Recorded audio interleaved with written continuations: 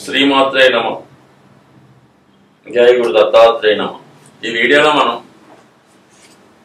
మిథున రాశి వారు జీవితంలో అభివృద్ధి చెందాలంటే ఏ ఏ గ్రహాలు అనుకూలంగా ఉండాలి, వారి జీవితంలో ఆర్థిక పరంగా కానీ వృత్తిపరంగా కానీ ఇబ్బంది పడుతుంటే ఏ ఏ గ్రహాలు ఇబ్బంది పెడుతున్నాయి, వాటి ఏ విధంగా పరిష్కరించుకోవాలి అన్న విషయాన్ని ఈ వీడియోలో మనం పరిశీలించే ప్రయత్నం చేద్దాం.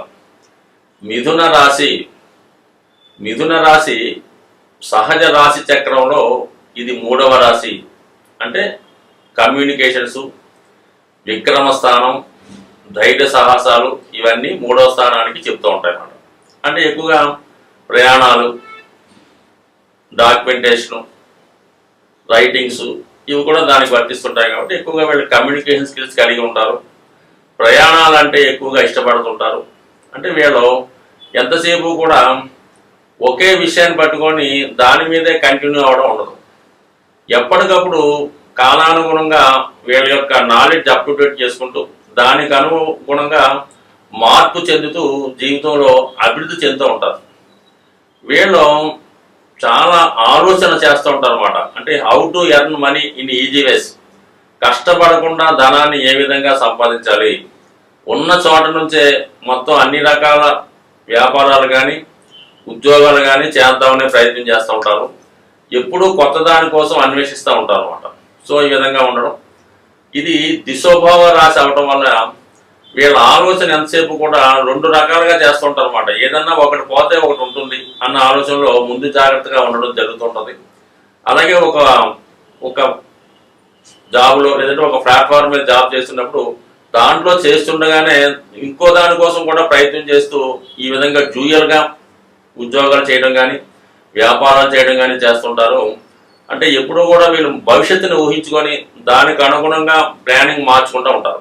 ఎక్కడ బాగుందంటే అక్కడికి వెళ్ళడం జరుగుతుంది. అంటే వాయుతత్వ రాశి కాబట్టి వీళ్ళకి ప్రపంచంలో ఏ మూల అభివృద్ధి చెందుతుంది, ఏ ఉద్యోగాలు బాగున్నాయి, ఏ వ్యాపారం చేస్తే బాగుంది అన్నటువంటి విషయాలు తెలుసుకోవడం జరుగుతుంటుంది. దాని విధంగానే వీళ్ళు మార్చుకోవడం జరుగుతుంటుంది. ఇక్కడ మిథున రాశి వారికి ఏంటంటే ఈ రాశిలో ఏ గ్రహం ఉచ్చ పొందదు, అలాగే ఏ గ్రహం కూడా నీచ పొందదు. సో ఆ కారణం వల్ల వీళ్ళ మీద ఇతరుల ప్రభావం ఎక్కువగా ఉండదు. ఉన్నా కూడా వీళ్ళు పెద్దగా ఇష్టపడరు. వీళ్ళ సొంత ఆలోచనతోనే నిర్ణయాలు తీసుకుంటారు. అలాగే ఇతరుల యొక్క పెత్తనాన్ని కానీ ఆధిపత్యాన్ని కానీ సహించే అవకాశం అయితే వీళ్ళ జీవితంలో ఉండదు. వీళ్ళ ఇండిపెండెంట్గా వీళ్ళ యొక్క ఆలోచన విధంగా ముందుకు వెళ్ళడం జరుగుతుంటుంది. సో ఈ రాశి వారికి బుధుడు రాశ్యాధిపతిగా చాలా ఉపయోగపడే గ్రహం. బుధుడు ఆలోచనలకి, తెలివితేటలకి, సొంతంగా నిర్ణయాలు తీసుకోవడం. అంటే మెర్కురీ అంటారు. మెర్కురీ అంటే పాదరసం. అంటే నీ బుర్ర పాదరసంలో పనిచేస్తుంది అని కూడా మన చిన్నతనంలో. అంటే అంత నాలెడ్జ్ని కలిగి ఉంటారు అనమాట. అంటే దానికి కంపల్సరీగా రవి యొక్క సపోర్టు కంపల్సరీగా ఉండాలన్నమాట. అంటే అందుకనే ఈ బుధుడు సూర్య భగవానుడితో కలిసి కొన్ని రాశుల్లో అంటే మేషరాశి, మిథున రాశి, కన్యా రాశిలో ఏర్పడినప్పుడు బుధాదిత్య యోగం అనే అద్భుత యోగం ఏర్పడుతుంటుంది. మిగతా భావాల్లో ఏర్పడినప్పుడు నిపుణ యోగం అంటారు అనమాట. అంటే బాగా నాలెడ్జ్ కలిగి ఉండి మంచి నైపుణ్యాన్ని కలిగి ఉంటారు.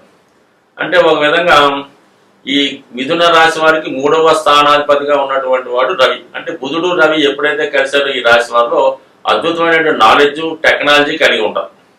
అలాగే ఈ మిథున రాశి వారికి రవి 11వ స్థానంలో ఉచ్చ పొందుతూ ఉంటాడు. సో కంపల్సరిగా ఈ రాశి వారికి బుధుడితో పాటు రవి గ్రహం కూడా కంపల్సరిగా బలంగా ఉండాలి. రవి బలంగా ఉంటేనే ఈ బుధుడు యొక్క కారకత్వాలన్నీ బాగా రాణిస్తూ ఉంటాయి. దాని యొక్క అభివృద్ధి ఉంటుంది. ఒక విధంగా దాని యొక్క ఆదాయం కూడా బాగుంటుంది. ఎందుకంటే లాభస్థానానికి రవి ఉచ్చ కాబట్టి వీళ్ళ ఆదాయం అంతా కూడా రవి యొక్క బలాన్ని బట్టి ఆధారపడి ఉంటాయన్నమాట. రవి రాహు లాంటి గ్రహంతో కలిసి ఉన్నప్పుడు ఒక మంచి టెక్నాలజీగా నూతన సాఫ్ట్వేర్ కానీ కొత్త పరిజ్ఞానాన్ని ఉపయోగించి ధనాన్ని సంపాదించే ప్రయత్నం చేస్తూ ఉంటారు. సో సాధారణంగా శని గ్రహంతో కలిసినప్పుడు మాత్రం పెద్దగా వీళ్ళు రాణించలేకపోతూ ఉంటారు అన్నమాట. ఇది చిన్నపాటి ప్రభుత్వ ఉద్యోగంలోనూ సాధారణ ప్రభుత్వ ఉద్యోగంలో చేస్తారు తప్ప అత్యంత ప్రతిభాశాలిగా రాలేకపోతుంటారు ఈ శని ప్లస్ రవి కలిసి ఉన్నప్పుడు. సో అలాగే ముఖ్యంగా ఈ రాశి వారికి ఈ శుక్రుడు కూడా ఇంపార్టెంట్ అయిన గ్రహం అన్నమాట. అంటే శుక్రుడు ఈ రాశి వారికి పంచమాధిపతిగా ఉండడం వల్ల ఆలోచన, తెలివితేటలు, నాలెడ్జ్ అంటే ఎక్కువగా ఈ రాశిలో ఉన్న వాళ్ళు ఏంటంటే మీడియా, టీవీ రంగంలో ఉంటారు కాబట్టి వాళ్ళకి శుక్రుడు కూడా ఇంపార్టెంట్గా ఉంటారు. ఎవరి జన్మజాతకంలో అయితే వీళ్ళు పుట్టినప్పుడు బుధ గ్రహంతో పాటు శుక్రగ్రహం కలిసి ఉంటే వాళ్ళు కంపల్సరిగా ఉన్నత విద్యావంతులు అయి ఉంటారు అనమాట. అంటే పిహెచ్డి వరకు విద్య వెళ్తూ ఉంటుంది. అంటే చాలా మంది ఇప్పుడు పిహెచ్డి చేయట్లేదు కాబట్టి పీజీ వరకు కంపల్సరిగా చేయడం జరుగుతుంటుంది. సో ఇది 100% జరుగుతుంది. అయితే శని లగ్నానికి అంత యోగకారకుడు అయితే కాదు. అష్టమాధిపత్యం కూడా శని భగవానుడికి ఉండడం వల్ల శని భగవానుడు అటు బుధుడితో కలిసి ఉన్నా కూడా వ్యాపార వ్యవహారంలో కానీ, ఉద్యోగ విషయాల్లో కానీ, స్థిరాస్తి విషయాల్లో కానీ ఇబ్బంది పెట్టడం జరుగుతుంది. అదే శుక్రగ్రహంతో కలిసి ఉండడం వల్ల కొంతవరకు వివాహ సంబంధించిన విషయాల్లో సమస్యలు ఏర్పడే అవకాశం ఉంది.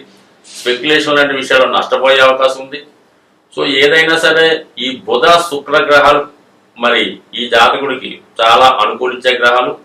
అలాగే రవి గ్రహం కూడా చాలా అనుకూలించే గ్రహం, బలమైన గ్రహం. అయితే మళ్ళా రవి ప్లస్ బుధుడు కలిసి ఉంటే ఓకే, కానీ అలాగే శుక్రుడు ప్లస్ రవి కలిస్తే మాత్రం అది కంపల్సరీగా జాతకం మరి ఇబ్బంది పడే అవకాశం ఉంది. అటు ఆర్థిక విషయాల్లో కానీ, ప్రేమ విషయాల్లో కానీ, వివాహ విషయాల్లో కానీ, సంతాన విషయాల్లో కానీ కంప్లీట్గా మరి శుక్ర రవి కలిసి ఉన్నప్పుడు ఇబ్బంది పడే అవకాశం ఉంది ఈ రాశి వారికి. అంటే ఒక విధంగా రవి లాభస్థానంగానే ఉంటూనే కేవలం బుధుడితో కలిసి ఉన్నప్పుడు మాత్రమే అనుకూలించే అవకాశం ఉంటుంది. అదే శుక్రుడితో కలిస్తే మాత్రం కంపల్సరీగా అటు పర్సనల్ లైఫ్, వివాహ విషయం, ఆర్థిక విషయం డ్యామేజ్ అయ్యే అవకాశం ఉంది. అట్ ది సేమ్ టైం శని భగవానుడు కూడా అదే క్వాలిటీ ఇవ్వడం జరుగుతుంటుంది. ఇంకా గురువు ఈ లగ్నానికి బాధకుడు అవుతుంటాడు అనమాట. ఎవరి జన్మజాతకంలో అయినా సరే రాష్ట్రాధిపతి, లగ్నాధిపతి అయినటువంటి బుధుడితో గురుగ్రహం కలిసి ఉంటే వాళ్ళు విపరీతమైనటువంటి తెలివితేటలు, ఆలోచన విధానాన్ని కలిగి ఉంటారు, కానీ సమయానికి అవి ఉపయోగపడకుండా పోతుంటాయి. అలాగే జీవితంలో చాలా సమయం వృధా అవడం జరుగుతుంటుంది. అంటే ఉదాహరణకి ఏదో ఇంటర్మీడియట్ పాస్ అయిన తర్వాత మెడికల్ సీట్ కోసం ప్రయత్నం చేస్తూ ఉంటారు. వీళ్ళకి కన్నా తక్కువగా ఉన్న వాళ్ళు సీట్ సంపాదిస్తుంటారు. వీళ్ళు 2 సంవత్సరాలైనా 3 సంవత్సరాలైనా ప్రయత్నిస్తుంటారు. చివరికి వేరే కోర్సు ఏదో చదివి ఆ విధంగా జీవితం వృధా అయ్యే అవకాశం ఉంది. అలాగే కొంతమంది సివిల్స్ అనే పేరుతో 7 సంవత్సరాలు కూడా వృధా చేస్తుంటారు. అంటే తెలివితేటలు ఉంటాయి, కానీ అవి సమయానికి ఉపయోగపడకపోవడం వల్ల ఇబ్బంది పడుతూ ఉంటారు. ఈ గురువు ప్లస్ బుధుడి కలయిక వల్ల అంటే ఒక విధంగా బుధుడికేమో గురువు బాధకుడు, గురువుకేమో బుధుడు బాధకుడు.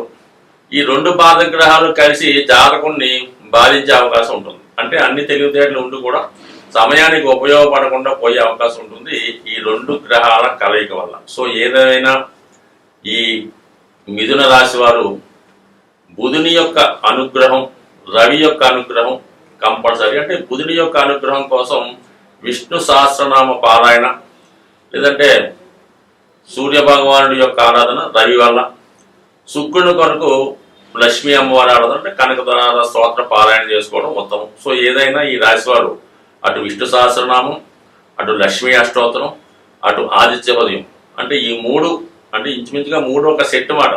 ఇంచుమించుగా రవి, బుధుడు, శుక్రుడు ఇంచుమించుగా 40 డిగ్రీలు అటు ఇటులోనే సంచరిస్తూ ఉంటారు.